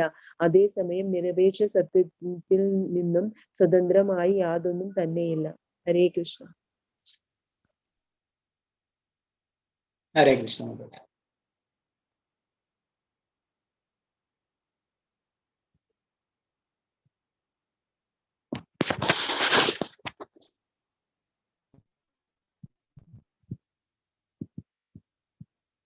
ഓക്കെ, സ്വർണ്ണപ്രഭ മാതാജി വായിച്ചു. ഹരേ കൃഷ്ണ പ്രഭുജി. ബ്രഹ്മാവ് മുതൽ നിസാര ഉറുമ്പ് വരെയുള്ള സർവബദ്ധാത്മാക്കളും സൃഷ്ടികർമ്മം നിർവഹിക്കുന്നുവെങ്കിലും അവരാരും തന്നെ പരമപുരുഷനായ ഭഗവാനിൽ നിന്നും ഭിന്നരല്ല. ആത്മാവ്, സ്വന്തം വ്യക്തിത്വം അല്ലാതെ യാതൊരു സൃഷ്ടാവും ഇല്ലെന്ന് ഭൗതികവാദികൾ അബദ്ധമായി ചിന്തിക്കുന്നു. മായയെന്നോ മിഥ്യയെന്നോ ഒക്കെ ഇതിനെ സംബോധന ചെയ്യാം. അല്പജ്ഞാനിയാകയാൽ തന്റെ അപൂർണ ഇന്ദ്രിയങ്ങളുടെ വ്യാപ്തിക്ക് അതീതമായി വീക്ഷിക്കുവാൻ ഭൗതികവാദിക്ക് കഴിയുന്നില്ല. ആകയാൽ പരമപ്രജ്ഞയുടെ സഹായമില്ലാതെയാണ് ദ്രവ്യം അതിന്റെ സ്വ ആകൃതി പ്രാപിച്ചതെന്ന് ഭൗതികവാദി തെറ്റായി ചിന്തിക്കുന്നു. ഈ ശ്ലോകത്തിൽ വ്യാസദേവൻ ഈ ചിന്താഗതിയെ ഇപ്രകാരം ഖണ്ഡിക്കുന്നു. സർവ്വതിന്റെയും പ്രഭവ കേന്ദ്രം നിരപേക്ഷ സത്യമാകയാൽ യാതൊന്നും നിരപേക്ഷ സത്യ സ്വരൂപത്തിൽ നിന്നും ഭിന്നമല്ല. ശരീരത്തിന് എന്ത് തന്നെ സംഭവിച്ചാലും ശരീരി തക്ഷണം അതറിയുന്നു. മുഴുവൻ സൃഷ്ടിക്കും നിരപേക്ഷ സത്യത്തിന്റെ ശരീരമാകയാൽ പ്രത്യക്ഷവും പരോക്ഷവുമായി സംഭവിക്കുന്നതൊക്കെയും നിരപേക്ഷ സത്യം അറിയുന്നു. സർവ്വതിന്റെയും പരമസ്രോതസ് നിരപേക്ഷ സത്യമാണെന്ന് ശ്രുതി മന്ത്രത്തിലും പ്രസ്താവിച്ചിരിക്കുന്നു. സർവ്വതും ഭഗവാനിൽ നിന്നും ഉത്ഭവിക്കുന്നു. സർവ്വതും ഭഗവാനാൽ സംരക്ഷിക്കപ്പെടുന്നു. അന്തിമത്തിൽ സർവ്വതും വിലയം പ്രാപിക്കുന്നതും ഭഗവാനിലാണ്. പ്രകൃതി നിയമമാണത്. സ്മൃതി മന്ത്രത്തിലും ഇക്കാര്യം സ്ഥിരീകരിച്ചിരിക്കുന്നു. ബ്രഹ്മവർഷാരംഭത്തിൽ സർവ്വതും ഉത്ഭവിക്കുന്ന സ്രോതസ്സും സർവ്വതും പരമമായി സന്നിവേശിക്കുന്നതുമായ സംഭരണി നിരപേക്ഷ സത്യം അഥവാ ബ്രഹ്മൻ അഥവാ പരിപൂർണ സത്യമാകുന്നു. ഗ്രഹസമൂഹങ്ങളുടെ പരമകേന്ദ്രം സൂര്യനാണെന്ന് ഭൗതികവാദികൾ അംഗീകരിക്കുന്നുവെങ്കിലും സൂര്യന്റെ ഉത്ഭവം എവിടെ നിന്നാണെന്ന് വിശദമാക്കാൻ അവർ കഴിവില്ലാത്തവരായി തീരുന്നു. ഈ ഗ്രന്ഥത്തിൽ പരമകേന്ദ്രത്തെ അഥവാ പരമസ്രോതസ്സിനെ വിശദമാക്കിയിരിക്കുന്നു. വേദസാഹിത്യം അനുസരിച്ച് പരമശ്രേഷ്ഠാവായ ബ്രഹ്മദേവനെ സൂര്യനോട് ഉപമിക്കാം. പരമദിവ്യോത്മ പുരുഷൻ ബ്രഹ്മദേവന് വേദവിജ്ഞാനം പ്രദാനം ചെയ്തെന്ന് ഈ ശ്ലോകത്തിൽ പ്രസ്താവിച്ചിരിക്കുന്നു. ബ്രഹ്മദേവൻ പ്രഥമ ജീവാത്മാവാകയാലും ആ സമയത്ത് മറ്റൊരു ജീവാത്മാവും നിലവിലില്ലാത്തതിനാലും ബ്രഹ്മദേവൻ മറ്റൊരാളാൽ പ്രചോദിതനായി എന്ന് അവകാശപ്പെടുന്നത് തെറ്റായ വാദമാണ്. യൗകിക സൃഷ്ടികർത്താവായ ബ്രഹ്മദേവനെ സൃഷ്ടി നിർവഹണത്തിനായി പരമദിവ്യോത്മ പുരുഷൻ പ്രചോദിതനാക്കിയെന്ന് ഈ ഗ്രന്ഥത്തിൽ സുവ്യക്തമായി പ്രസ്താവിച്ചിരിക്കുന്നു. ആകയാൽ സമസ്ത സൃഷ്ടിയുടെയും പിന്നിൽ വർത്തിക്കുന്ന പരമപ്രജ്ഞ നിരപേക്ഷനും പരിപൂർണനും പരമദിവ്യോത്വം പുരുഷനുമായ ശ്രീകൃഷ്ണ ഭഗവാനാകുന്നു.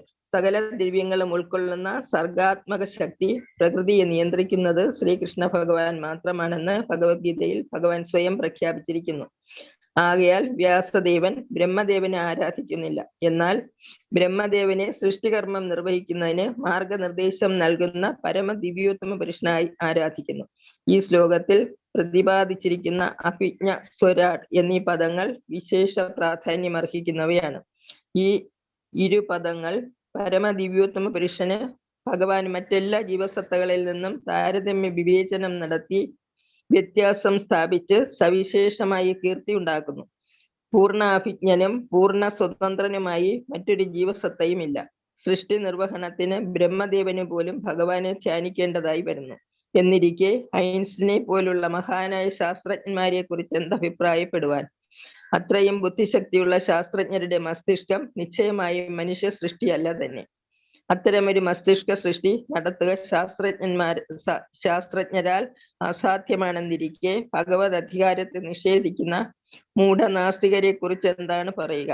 ഭഗവാനുമായി താതാത്മ്യം പ്രാപിക്കുമെന്ന് സ്വയം വ്യാജസ്തുതി ചെയ്യുന്ന മായാവാദി സന്യാസികൾ പോലും പൂർണ്ണ അഭിജ്ഞരും പൂർണ്ണ സ്വതന്ത്രനുമല്ല. ഭഗവാനുമായി താതാത്മ്യം പ്രാപിക്കുന്നതിന് ആവശ്യമായ ജ്ഞാനാർജനത്തിനായി അത്തരം നിർവ്യക്തവാദികൾ കഠിന തപശ്ചര്യകൾ അനുഷ്ഠിക്കുന്നു. എന്നാൽ അവരൊക്കെ അവസാനം ക്ഷേത്രങ്ങളും സന്യാസി മഠങ്ങളും നിർമ്മിക്കുന്നതിനാവശ്യമായ ധനം നൽകുന്ന ചില സമ്പന്ന ശിഷ്യരെ ആശ്രയിക്കുന്നവരായി തീരുന്നു. ഭഗവത് അധികാരത്തെ നിന്ദിക്കുന്നതിന് മുമ്പായി നാസ്തികരായ രാവണനും ഹിരണ്യകശിപുമൊക്കെ അതികഠിനമായ തപശ്ചര്യകൾ അനുഷ്ഠിച്ചിരുന്നു. എന്നാൽ അന്തിമത്തിൽ പൈശാചിക കാലധർമ്മമായി ഭഗവാൻ അവരുടെ മുന്നിൽ പ്രത്യക്ഷപ്പെട്ടപ്പോൾ നിസ്സഹായരും നിരാശ്രയരുമായ അവർക്ക് രക്ഷപ്പെടാൻ കഴിഞ്ഞില്ല. ഭഗവാന്റെ അധികാരത്തെ പുച്ഛിക്കാൻ ധൈര്യപ്പെടുന്ന ആധുനിക നാസ്തികരുടെ അവസ്ഥയും ഇതുപോലെ തന്നെയാണ്. അവണ്ണമുള്ള നാസ്തികർക്കും സമാന അന്ത്യം സംഭവിക്കും. ചരിത്രം ആവർത്തിക്കപ്പെടും. എപ്പോഴൊക്കെ മനുഷ്യർ ഭഗവത് അധികാരത്തെ നിന്ദിക്കുന്നുവോ നിഷേധിക്കുന്നുവോ അപ്പോഴൊക്കെ പ്രകൃതിയും പ്രകൃതി നിയമങ്ങളും അവരെ ശിക്ഷിക്കുന്നുവെന്ന് ഭഗവത്ഗീതയിലെ യഥാ യഥാ ഹി ധർമ്മസ്യ ഗ്ലാനിർ എന്ന പ്രശസ്ത ശ്ലോകത്തിൽ സ്ഥിരീകരിച്ചിരിക്കുന്നു. എപ്പോൾ എവിടെ ധർമാചരണത്തിന് ക്ഷയം നേരിടുന്നുവോ, എപ്പോൾ അധർമ്മം തഴച്ചു വളരുന്നുവോ അപ്പോഴൊക്കെ ഞാൻ അവതരിക്കുന്നു. ഭഗവത്ഗീതയില് 4:7 പറഞ്ഞിരിക്കുന്നു. സർവ ശ്രുതി മന്ത്രങ്ങളിലും പരമഭഗവാൻ സർവ സദാചാര മൂല്യങ്ങൾ ഉൾക്കൊള്ളുന്നവനും പൂർണ്ണ അഭിജ്ഞനും പരിപൂർണനുമാണെന്ന് സ്ഥിരീകരിച്ചിരിക്കുന്നു. പരിപൂർണനായ പരമദിവ്യോത്തമ പുരുഷൻ ഏക കടാക്ഷത്താൽ സമസ്ത ജീവാത്മാക്കളെയും സൃഷ്ടിച്ചുവെന്ന് ശ്രുതിമന്ത്രത്തിൽ പ്രതിപാദിക്കുന്നു. സർവ ജീവസത്തകളും ഭഗവാന്റെ അവിഭാജ്യ ഘടകങ്ങളാകുന്നുവെന്ന് മാത്രമല്ല, ബൃഹത്തായ ഭൗതിക സൃഷ്ടിയെ ആത്മീയ സ്ഫുലിംഗ ബീജങ്ങളാൽ ഭഗവാൻ പൂരിതമാക്കുന്നു. അങ്ങനെ നിരവധി അത്ഭുതകരങ്ങളായ സൃഷ്ടികളുടെ രംഗപ്രയോഗത്തിനായി സർഗാത്മക ശക്തികൾ സദാ വർദ്ധിച്ചുകൊണ്ടിരിക്കുന്നു. ഭഗവാൻ ഒരു ഘടികാര നിർമ്മാതാവിനേക്കാൾ വിദഗ്ധനല്ലെന്ന് നാസ്തികർ വാദിച്ചേക്കാം. എന്നാൽ സ്ത്രീ പുരുഷ പ്രതിലേഖ രൂപത്തിൽ ഭഗവാൻ യന്ത്രങ്ങളെ നിർമ്മിക്കുന്നതിനാൽ ഘടികാര നിർമ്മാതാവിനേക്കാൾ തീർച്ചയായും ശ്രേഷ്ഠനാണ്, ഉത്തുംഗനാണ്. സ്ത്രീ പുരുഷ രൂപത്തിലുള്ള യന്ത്രങ്ങൾ ഭഗവാന്റെ അനന്തര ശ്രദ്ധ കൂടാതെ തന്നെ വ്യത്യസ്തങ്ങളായ അസംഖ്യം സമാന യന്ത്രനിർമ്മാണം നിർബാധം തുടരുന്നു. മനുഷ്യ ശ്രദ്ധ കൂടാതെ സ്വയം സമാന യന്ത്രങ്ങളെ ഉൽപ്പാദിപ്പിക്കുന്ന തരം ഒരു കൂട്ടം യന്ത്രങ്ങൾ മനുഷ്യൻ നിർമ്മിക്കുന്നുവെങ്കിൽ അയാളുടെ ബുദ്ധിശക്തി ഭഗവാന്റേതിന് സമീപസ്ഥമാണെന്ന് അഭിപ്രായപ്പെടാം. എന്നാൽ അത് അസാധ്യമാണ്. ഓരോ യന്ത്രവും പ്രത്യേകം നിയന്ത്രിക്കണം. ആകയാൽ ആർക്കും ഭഗവാനോളം നല്ലവണ്ണം നിർമ്മാണം നടത്തുക സാധ്യമല്ല. ഭഗവാന്റെ മറ്റൊരു നാമം അസൗമർത്ഥോ എന്നാണ്. അതിനർത്ഥം ഭഗവാന് സമാനനായോ അതീതനായോ ആരും തന്നെ ഇല്ല എന്നർത്ഥം. ശ്രുതി മന്ത്രത്തിൽ ഇത് ദൃഢീകരിച്ചിരിക്കുന്നു. ഭൗതിക പ്രപഞ്ച സൃഷ്ടിക്ക് മുൻപ് സർവരുടെയും യജമാനനായ ഭഗവാൻ അല്ലാതെ ആരും തന്നെ നിലനിന്നിരുന്നില്ല. വേദവിജ്ഞാനം ബ്രഹ്മദേവന് പകർന്നു നൽകിയ ഭഗവാനെ എല്ലാവിധത്തിലും ആദരിച്ച് അനുസരിക്കണം. ഭൗതിക നൂലാമാലയിൽ നിന്നും രക്ഷ നേടാൻ ആഗ്രഹിക്കുന്ന ഏതൊരാളും നിശ്ചയമായും ഭഗവാനെ ശരണം പ്രാപിക്കണമെന്ന് ഭഗവത്ഗീത ദൃഢമായി പ്രസ്താവിക്കുന്നു. പരമദിവ്യോത്തമ പുരുഷനായ ഭഗവാന്റെ പാദാംബുജങ്ങളിൽ ശരണം പ്രാപിക്കാത്ത ഒരാൾ സംഭ്രാന്തനാകുമെന്നത് നിശ്ചയമാണ്. എപ്പോൾ ബുദ്ധിമാനായ ഒരാൾ ഭഗവാന്റെ പാദാംബുജങ്ങളിൽ ശരണം പ്രാപിക്കുകയും ഭഗവത്ഗീതയിൽ പ്രസ്താവിച്ചിരിക്കുന്നത് പോലെ സർവകാരണങ്ങളുടെയും പരമകാരണം ഭഗവാനാണെന്ന് പൂർണ്ണമായി മനസ്സിലാക്കുകയും ചെയ്യുന്നുവോ അപ്പോൾ മാത്രമേ അയാൾ മഹാത്മാവായി തീരുന്നുള്ളൂ. എന്നാൽ അത്തരം മഹാത്മാക്കളെ അപൂർവമായി മാത്രമേ ദർശിക്കാനാവൂ. സമസ്ത സൃഷ്ടികളുടെയും പ്രഥമവും പ്രധാനവും പരമവുമായ കാരണം പരമദിവ്യോത്തമ പുരുഷനായ ഭഗവാനാണെന്ന് മഹാത്മാക്കൾക്ക് മാത്രമേ മനസ്സിലാകുകയുള്ളൂ. ഭഗവാൻ പരമസത്യമാണ്. എന്തെന്നാൽ മറ്റെല്ലാ സത്യങ്ങളും ഭഗവാൻ ആപേക്ഷികമാണ്. ഭഗവാൻ സർവവ്യാപിയും മായാവിമുക്തനുമാണ്. ശ്രീമദ് ഭാഗവതം വ്യാസദേവനാൽ രചിക്കപ്പെട്ടതല്ലെന്ന് ചില മായാവാദി പണ്ഡിതന്മാർ വാദിക്കും. മറ്റു ചിലർ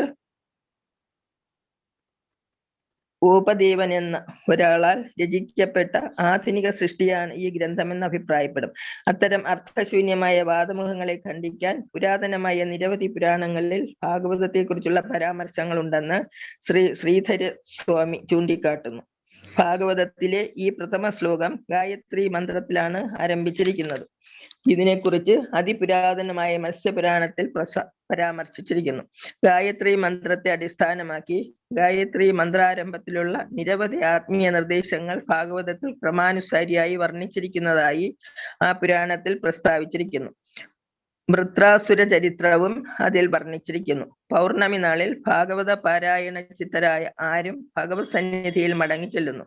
അങ്ങനെ ജീവിതത്തിന്റെ ആത്യന്തികമായ പരിപൂർണത നേടുന്നു. 12 സ്കന്ധങ്ങളിലായി 12 സ്കന്ധങ്ങളിലായി 18,000 ശ്ലോകങ്ങൾ ഉൾക്കൊള്ളുന്ന ഒരു സമ്പൂർണ്ണ ബൃഹത് ഗ്രന്ഥമാണ് ഭാഗവതമെന്ന് പരാമർശം മറ്റു പുരാണങ്ങളിൽ ദർശിക്കാം. പത്മപുരാണത്തിൽ ഗൗതമനും മഹാരാജ അംബരീഷനും തമ്മിലുള്ള സംഭാഷണത്തിൽ ഭാഗവത പരാമർശമുണ്ട്. ഭൗതിക ബന്ധനങ്ങളിൽ നിന്ന് മുക്തി ആഗ്രഹിക്കുന്ന പക്ഷം രാജാവ് നിത്യേന ഭാഗവത പാരായണം നടത്തണമെന്ന് അതിൽ ഉപദേശിക്കുന്നു. ആ പരിസ്ഥിതിയിൽ ഭാഗവത പ്രാമാണിക്യത്തെക്കുറിച്ച് യാതൊരു സന്ദേഹവും ആവശ്യമില്ല. 500 സംവത്സരങ്ങൾക്കകം ജീവഗോസ്വാമി, സനാതന ഗോസ്വാമി, വിശ്വനാഥ ചക്രവർത്തി, വല്ലഭാചാര്യ തുടങ്ങിയ നിരവധി പുകഴ്പെറ്റ പണ്ഡിത ആചാര്യന്മാരും അനേക പണ്ഡിതരും ശ്രീ ചൈതന്യ മഹാപ്രഭുവിന്റെ കാലശേഷവും ഭാഗവത വ്യാഖ്യാനം നൽകുകയുണ്ടായി. മാത്രവുമല്ല, ഗൗരവ ഭാഗവത പഠിതാവായ ഒരാൾക്ക് അതീന്ദ്രിയ സന്ദേശങ്ങളുടെ സ്വാദ് ആ ഗ്രന്ഥങ്ങൾ പാരായണം ചെയ്യാൻ പരിശ്രമിക്കുന്നത് മുഖേന അധിക അളവിൽ നുകരുവാൻ സാധിക്കുന്നു. ശ്രീല വിശ്വനാഥ ചക്രവർത്തി യാതൊരുവിധ സാംസ്കാരിക ലഹരിയും തീണ്ടാത്ത പരിശുദ്ധവും യഥാർത്ഥവുമായ ലൈംഗിക മനഃശാസ്ത്രത്തെ സവിശേഷമായി പ്രതിപാദിക്കുന്നു. സമസ്ത ഭൗതിക പ്രപഞ്ച സൃഷ്ടിയും കാമജീവിത തത്വത്തിൽ അധീനതയിലാണ് പ്രവർത്തിക്കുന്നത്. ആധുനിക സംസ്കാരത്തിൽ സർവ പ്രവർത്തനങ്ങളുടെയും കേന്ദ്രബിന്ദു ലൈംഗിക ജീവിതമാകുന്നു. എവിടെ തിരഞ്ഞാലും ലൈംഗിക ജീവിതത്തിന്റെ പ്രബലത ദർശിക്കാനാകും. ആകയാൽ ലൈംഗിക ജീവിതം അയഥാർത്ഥമല്ല. അതിന്റെ വാസ്തവികത ആത്മീയ ജീവിതത്തിൽ അനുഭവവേദ്യമാകും. നിജസ്ഥിതിയുടെ വികലമായ പ്രതിഫലനം മാത്രമാണ് സാംസ്കാരിക ലൈംഗിക ജീവിതം. മൗലികമായ സത്യാവസ്ഥ നിരപേക്ഷ സത്യമാകയാൽ നിരപേക്ഷ സത്യം നിർവ്യക്തിക സ്വരൂപമാകുക സാധ്യമല്ല. നിർവ്യക്തികവും കാമജീവിത പൂരിതവും ആയിരിക്കുക സാധ്യമല്ല തന്നെ. പരമസത്യത്തിന്റെ നിർവ്യക്തിക സ്വരൂപത്തിന് അതിപ്രാധാന്യം നൽകയാൽ അമൂർത്തക ദാർശനികന്മാർ കാര്യകാരണ ബന്ധത്തിനായി നിന്ദ്യമായ സാംസ്കാരിക ലൈംഗിക ബന്ധത്തിന് പരോക്ഷമായി പ്രചോദനം നൽകുന്നു. നിജമായ ആത്മീയ കാമം എന്തെന്ന് അറിവില്ലാത്ത മനുഷ്യർ പ്രതിലോമമായ ഭൗതിക ലൈംഗിക ജീവിതത്തെ എല്ലാമായി സ്വീകരിക്കുന്നു. രോഗഗ്രസ്തമായ ഭൗതികാവസ്ഥയിലുള്ള ലൈംഗിക ജീവിതവും ആത്മീയ കാമ ജീവിതവും തമ്മിൽ സുവ്യക്തമായ വേർതിരിവുണ്ട്. ശ്രീമദ് ഭാഗവതം മനഃചാഞ്ചല്യമില്ലാത്ത പഠിതാവിനെ പരിപൂർണമായ അതീന്ദ്രിയാവസ്ഥയുടെ ഉത്തുംഗ സ്ഥാനത്തേക്ക് ക്രമേണ ഉയർത്തുന്നു. നിരന്തര ആവർത്തനം കൊണ്ട് മനസ്സിൽ പതിഞ്ഞ സ്വധർമ്മ കർമ്മ വേദശ്ലോകങ്ങൾ മുഖേന കർമ്മദേവന്മാരെ ആരാധിക്കുക. വേദശ്ലോക ആരാധന, സൈദ്ധാന്തിക ദർശനം, കർമ്മഫലങ്ങൾ തുടങ്ങി ഭൗതിക പ്രകൃതിയുടെ ത്രിഗുണങ്ങളെ അധികരിക്കാൻ ശ്രീമദ് ഭാഗവതം ഒരാൾക്ക് കഴിവ് നൽകുന്നു, സാധ്യമാക്കി തീർക്കുന്നു. ഹരേ കൃഷ്ണ. ഹരേ കൃഷ്ണ. Thank you Mataji. പ്രഭുപാദയ്ക്ക് ജയ്. ഹരേ കൃഷ്ണ. അപ്പോൾ ഒന്നാമത്തെ ശ്ലോകത്തിൽ തന്നെ പ്രഭുപാദര് കുറേ കാര്യങ്ങൾക്ക് നമുക്ക് പറഞ്ഞു തരുന്നുണ്ട്. ഒരു ഇതിന്റെ പുറപ്പെട്ട് ഭാവാർത്ഥം നമ്മൾ ഒരിക്കലും വായിക്കാതെ വിടരുത്. അതുകൊണ്ടാണ് ഇത് പൂർണ്ണമായിട്ടും എല്ലാം വായിച്ചത്. ഇതിലാണ് എല്ലാം അതിന്റെ സത്യം മുഴുവനായിട്ടും. ഇതാണ് പ്രഭുപാദരുടെ ആ ഗ്രന്ഥങ്ങൾ മറ്റുള്ളവരിൽ നിന്നും വ്യത്യാസം. നമുക്കെല്ലാം ഡീറ്റെയിൽ ആയിട്ട് പറഞ്ഞു തരുന്നു. ആ ശ്ലോകത്തിനോടനുബന്ധിച്ചിട്ടുള്ള എല്ലാ കാര്യങ്ങളും ഭാവാർത്ഥത്തിൽ ശ്രീല പ്രഭുപാദര് വിശദമായിട്ട് നമുക്ക് പറഞ്ഞു തരുന്നു. ഇത് കുറച്ച് വലിയൊരു ഭാവാർത്ഥമായത് കൊണ്ടാണ് കൂടുതൽ സമയം എടുത്തത്. മറ്റുള്ളതൊക്കെ കുറച്ചേ ഉള്ളൂ. ഇത് എന്താണ് ആദ്യം തന്നെ ഭഗവാനെ ഇവിടെ ഇരിക്കുന്ന ആ പരമസത്യത്തെ പറയുന്നു. സത്യം പരം ധീമസി അല്ലെ, ആ പരമസത്യത്തെ ഞാൻ നമസ്കരിക്കുന്നു, പ്രണമിക്കുന്നു. ആദ്യം തന്നെ പറഞ്ഞു അല്ലെ, നമ്മൾ വാസുദേവാണ്, ആ വസുദേവ സുഗനായ ശ്രീകൃഷ്ണ ഭഗവാനെ നമസ്കരിക്കുന്നു എന്ന് പറഞ്ഞു. നമ്മൾ ഭഗവത്ഗീത ക്ലാസ്സിലുള്ള കുറെ ആൾക്കാരുണ്ട് അല്ലെ. അപ്പൊ നമ്മൾ ഭഗവത്ഗീതയിലൂടെ നമ്മൾ പഠിച്ചു അല്ലെ, എല്ലാറ്റിലും എല്ലാ ശാസ്ത്രങ്ങളിലും എല്ലാം എന്താണ് പറയുന്നത്? ശ്രീകൃഷ്ണ ഭഗവാനാണ് പരമദിവ്യത്വം കൃഷ്ണൻ എന്നുള്ള ആ പരമസത്യം അല്ലെ. നമ്മള് ബ്രഹ്മസംഹിതയിൽ തന്നെ ബ്രഹ്മാവ് പറഞ്ഞു അല്ലെ, ഈശ്വര പരമാ കൃഷ്ണ സച്ചിദാനന്ദ വിഗ്രഹാനാദിരാദിന്റെ സർവ്വകാരണങ്ങൾ, എല്ലാ കാരണങ്ങൾക്കും കാരണഭൂതനായിട്ടുള്ളത് ശ്രീകൃഷ്ണ ഭഗവാനാണ് അല്ലെ. എല്ലാത്തിന്റെയും അഹമാതിർഹി ദേവാനാണ്, എല്ലാ ദേവന്മാരുടെയും നിയന്ത്രവാനാണ് ഭഗവാനാണ് അല്ലെ. ഭഗവാൻ തന്നെ അഹം സർവസ്യ പ്രഭു മത്ത സർവം എല്ലാ എന്താണ് ഭൗതികമായിട്ടുള്ള ആധ്യാത്മികമായിട്ടുള്ള എല്ലാറ്റിന്റെയും ഉറവിടം ഭഗവാനാണ്. അനേകം തെളിവുകൾ നമുക്ക് ഭഗവത്ഗീതയിൽ നിന്ന് തന്നെ നമ്മൾ പഠിച്ചാൽ മറ്റപ്പരിതരുന്ന ഭഗവാനേക്കാൾ ഉയർന്നതായിട്ടോ അല്ലെ, ഭഗവാൻ ഉപരിയായിട്ടോ ആരും തന്നെയില്ല അല്ലെ. അപ്പോൾ ആ ശ്രീകൃഷ്ണ ഭഗവാനെ ആദ്യമായിട്ട് പ്രണമിക്കുന്നു. പിന്നീട് പറയുന്നു എന്താണ്, എല്ലാവരും ആ ഭഗവാന്റെ മായാശക്തിയിൽ അത് കണ്ടിട്ട് അമ്പരന്ന് പോകുന്നു അല്ലെ. ധാരാളം ആൾക്കാരുണ്ട് ഭഗവാന്റെ മായ കാണാനായിട്ട് ആഗ്രഹിച്ചിട്ട് ആ ഭഗവാന്റെ മായ കണ്ടിട്ട് അതിൽ ഭയപ്പെട്ട ആൾക്കാർ അല്ലെ. അപ്പോ അതിനെക്കുറിച്ചിട്ട് വിശദീകരിക്കുന്നു.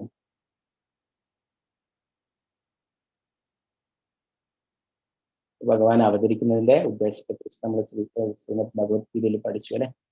എന്താണ് ആ ധർമ്മം പുനഃസ്ഥാപിക്കാനായിട്ട്. അപ്പോൾ ഭഗവാൻ ഈ ലീലകൾ ചെയ്തിട്ട് ഭഗവത്ധാമത്തിലേക്ക് പോകുന്ന അവസരത്തില് നമുക്ക് തന്നിട്ടുള്ളതാണ് ഈ ശ്രീമദ് ഭാഗവതം എന്ന് പറയുന്നത് അല്ലെ.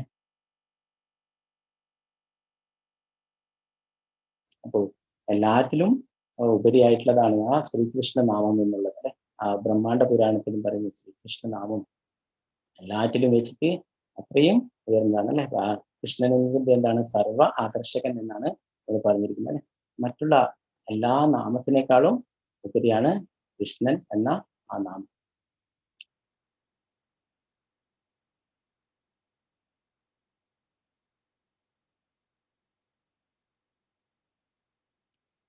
വേദാന്ത സൂത്രത്തിന്റെ ഒക്കെ എന്താണ് ഭാഷ്യമാണ് ഇത്. അതിന്റെ വിശദീകരണമാണ് ശ്രീമദ് ഭാഗവതം എന്ന് പറയുന്നത്. ചൈതന്യ മഹാപ്രഭു അത് വേദാന്ത സൂത്രത്തിന്റെ ഭാഷ്യമായിട്ട് ഈ ശ്രീമദ് ഭാഗവത്തെ അംഗീകരിച്ചിരുന്നു.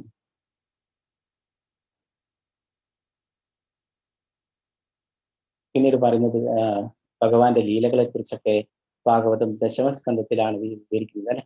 അപ്പൊ നമ്മൾ ആ ദശമസ്കന്ധം നമ്മൾ ഒറ്റയടിക്ക് അതിലേക്ക് ചാടാൻ പാടില്ല. നമ്മൾ ആദ്യം ഭഗവാൻ ആരാണെന്ന് മനസ്സിലാക്കണം അല്ലെ.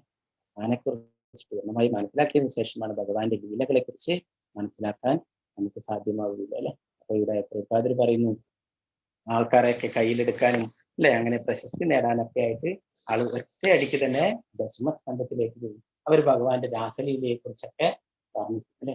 അപ്പൊ അത് ശരിയായ രീതിയിലല്ല. നമ്മൾ ഭഗവാൻ ആരാണെന്ന് മനസ്സിലാക്കാതെ ഭഗവാന്റെ രാസലീലയെ കുറിച്ച് മനസ്സിലാക്കാൻ പോയി കഴിഞ്ഞാൽ എന്താണ്, അത് നമ്മൾ ഭൗതികമായിട്ടുള്ള ഒരു ലീലയായിട്ട് തെറ്റിദ്ധരിക്കും അല്ലെ. അപ്പൊ പ്രഭുപാദർ നമുക്കിവിടെ നമുക്ക് എന്താണ് നിർദ്ദേശിക്കുന്നു, നമ്മൾ ഓരോരോ സ്കന്ധങ്ങളായിട്ട് പഠിച്ചിട്ട് വേണം പോവാൻ അല്ലെ. നമ്മൾ പറഞ്ഞു ഒന്നാം സ്കന്ധവും രണ്ടാം സ്കന്ധം എന്ന് പറയുന്നത് ഭഗവാന്റെ പാദങ്ങളാണ് അല്ലെ. അങ്ങനെ പടിപടിയായിട്ട് നമ്മൾ 9 സ്കന്ധങ്ങൾ പഠിച്ചതിന് ശേഷം വേണം നമ്മൾ ഭഗവാന്റെ ലീലകളെ കുറിച്ചിട്ടും ഒക്കെ മനസ്സിലാക്കാനായിട്ട് അല്ലെ. പിന്നെ സാധിക്കില്ല, ഭഗവാന്റെ രാസലീലയിൽ പങ്കെടുക്കാനായിട്ട് ദേവന്മാർക്ക് വരെ സാധിക്കുന്നില്ല. പിന്നെ നമുക്ക് ബ്രഹ്മാവ് തന്നെ പറയുന്നു, എല്ലാവരും പറയും എനിക്ക് ഭഗവാനെ കുറിച്ച് അറിയാം അല്ലെ. ബ്രഹ്മാവ് പറയുന്നു എനിക്ക് ആ ബ്രഹ്മവിമോഹന ലീലയ്ക്ക് ശേഷം പറയുന്നു എനിക്ക് ഭഗവാന്റെ എന്റെ ശരീരം കൊണ്ടോ മനസ്സുകൊണ്ടോ വാക്കുകൊണ്ടോ ആ ഭഗവാന്റെ ലീലകൾ മുഴുവനായിട്ടും മനസ്സിലാക്കാൻ സാധിക്കില്ല എന്ന് 4 തലയുള്ള ബ്രഹ്മാവ് പറയുന്നു. അപ്പോഴാണ് നമുക്ക് നിസ്സാരമായിട്ടുള്ള നമുക്ക് ഒരിക്കലും സാധ്യമല്ല. അപ്പൊ നമ്മൾ പതുക്കെ പതുക്കെയാണ് ദശമസ്കന്ധത്തിൽ അല്ലെ ഭഗവാന്റെ രാസലീലയിൽ പങ്കെടുക്കാനായിട്ട് ലക്ഷ്മി ദേവി പോലും അവിടെ തപസ് ചെയ്യുന്നു. അപ്പോൾ ശിവൻ തന്നെ അല്ലെ, നമുക്കറിയാം അവിടെ ശിവൻ ഗോപേശ്വർ മഹാദേവനായിട്ടാണ് ഭഗവാന്റെ ആ ലീല കാണാൻ ലീല കാണാനായിട്ട് പോവുകയും അല്ലെ അവിടെ നിന്ന് പിടിക്കപ്പെട്ടു. എന്താണ് ഗോപേശ്വർ മഹാദേവനായിട്ട് ഇപ്പോൾ അവിടെയുണ്ട്.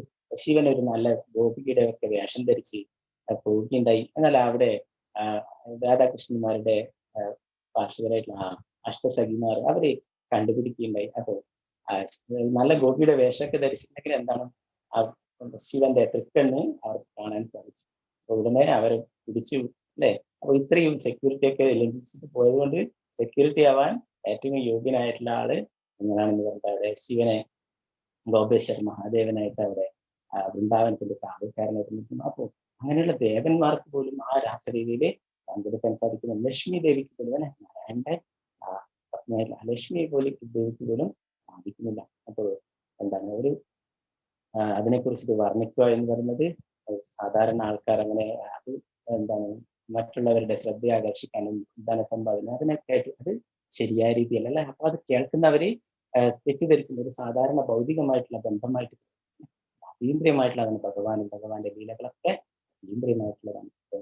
അത് നമ്മൾ പടിപടിയായിട്ട് ഭഗവാൻ എന്താണ് എന്ന് മനസ്സിലാക്കിയിട്ട് പടിപടിയായിട്ട് നമ്മൾ മനസ്സിലാക്കണം. പ്രഭുപാദരുടെ അടുത്ത് പല ആളും ചോദിക്കുമായിരുന്നു, പ്രഭുപാദ് രാസലീലയെ കുറിച്ച് പറഞ്ഞു തരുക, രാധാറാണിയെ കുറിച്ച്. പ്രഭുപാദർ പറഞ്ഞു നിങ്ങൾ കേൾക്കാൻ യോഗ്യരായിരിക്കും, നിനക്ക് അത് പറയാനുള്ള യോഗ്യതയില്ല എന്ന് പറഞ്ഞു.